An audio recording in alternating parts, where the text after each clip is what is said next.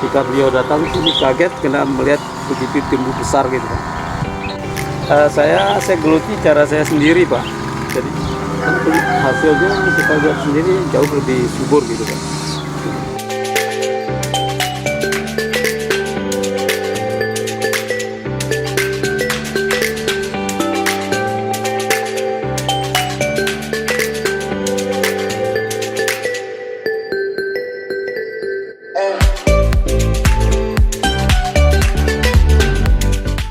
Nama saya Ali Nurdin Pak, lahir di Sumbawa 6 Mei 1963 Pak.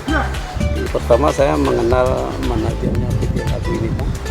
Kemudian sempat saya main-main ke tempatnya beliau, apakah kurma ini bisa tumbuh di Sumbawa atau gimana. Dan beliau menjelaskan kayaknya di tempat yang dia coba itu di PT Labu ini, nah tumbuh subur loh Pak kurma itu, dengan dia membuat pembibitan itu ribuan pohon gitu kan.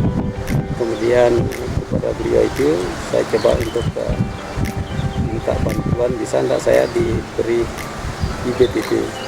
Beliau menjawab bisa, terus dilapor dulu ke bosnya yang ada di Jakarta dengan harga waktu itu saya bayar 75.000 per pohon untuk ya, dan saya terima di sini Pak.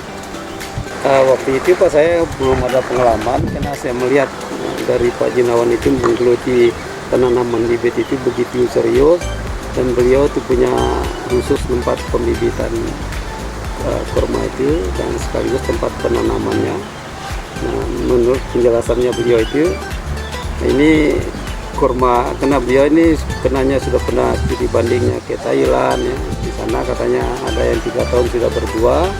Kemudian juga pernah di bagian Pulau Jawa ini, entah kemana beliau, pokoknya di mana tempat ada kurma, beliau itu sudah pernah pergi langsung untuk studi banding gitu. Nah, kemudian saya tidak panjang lebar untuk menanyakan mana jantan, mana betina. Saya tertarik melihat gitu suburnya bibit. Saya minta bantuan, terus mau dibantu dengan harga 75.000. Kemudian saya udah aja, oke Pak, saya siapkan lahan dan saya tanam gitu. Kebetulan tempat yang saya tanam ini Pak sudah kena sebelum kurma, saya tanam dengan mangga dan sudah saya pasang saluran air Pak berupa keran. Nah, kemudian begitu saya gelut di kurma ini, jadi kurma ini kayaknya butuh air yang banyak Pak.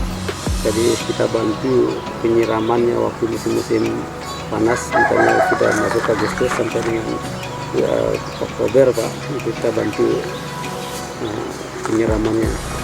Nah, kemudian juga kita beri pupuk kandang Pak. Di sini karena saya juga pelihara sapi, dalam kandang itu terlalu banyak kotorannya dan saya angkut, saya taruh di masing-masing pohon kurma yang sudah mau 2 tahun ini.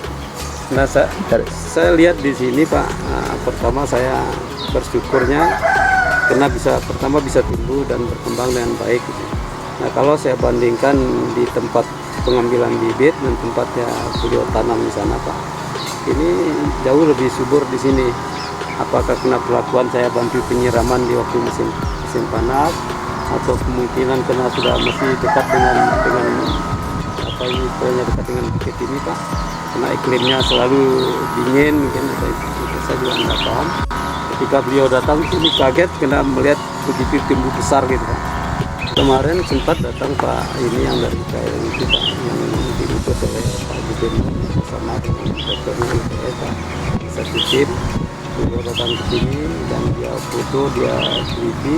Nah, katanya di sini subur sekali gitu kan, subur. Kemudian ada yang belajar berbunga itu, saya tunjukkan wah ini sudah ada yang mau belajar berbunga. Dan itu ke situ dia foto-foto dan girang sekali Pak, gembira sekali. Wah ini pasti betina gitu. Sumbawa khususnya air lemak Tanjung Menangis ini itu bagus untuk penanaman kurma. Itu kata Pak. Saya geluti cara saya sendiri Pak. Jadi dalam hal pemeliharaannya ini, karena ini tanaman ini hampir setiap hari Pak saya melihat ya, saya ini, jadi saya bantu, saya alirkan air, terus kalau ada kotoran sapi, nah, terus saya tertabur di pohonnya Pak untuk jadikan pupuk. Tetapi sebetulnya menurut pakar itu Pak, ini kurma ini kena pupuk organiknya ini Pak, misalnya dari daun-daun pohon kayu yang ada itu Pak, dikumpulkan untuk dijadikan pupuk organik. Karena kalau menurut penjelasannya beliau itu, kalau misalnya dari daun jadi daun, dari batang jadi batang, dan dari buah jadi buah gitu kan. Misalnya contohnya organiknya nanti kita kumpulkan dari bekas buah kulitnya, buah kulit pisang atau sisanya buah-buah lainnya, terus kita kumpulkan, terus kita jadikan bio apa istilahnya itu Pak ya, nah pupuk itu Pak. Akhirnya kita sirami ke pohonnya untuk dijadikan pupuk. Misalnya kalau kita jadikan pupuk organik itu Pak, katanya beliau sih kalau misalnya dari batang yang sudah dihancurkan ya semana, nanti dia kembali ke batang. Itu cerita-cerita yang kayak gitu saya menarik karena di sini medianya terlalu banyak gitu Pak. Dari misalnya sisa saya sampah-sampah yang ada di pengunjung yang di pantai, terus saya bawa ke sini. Kalau tadinya yang berupa yang dari pohon, misalnya dari berupa buah atau apa saya kumpulkan, saya biarkan di situ di tempat pembuangan sampah itu, biarkan lunak sampai menjadi pupuk organik gitu Pak. Itu yang saya kumpulkan, dicampur dengan pupuk kandang, saya taruh. Kan hasilnya kita lihat sendiri jauh lebih subur gitu Pak.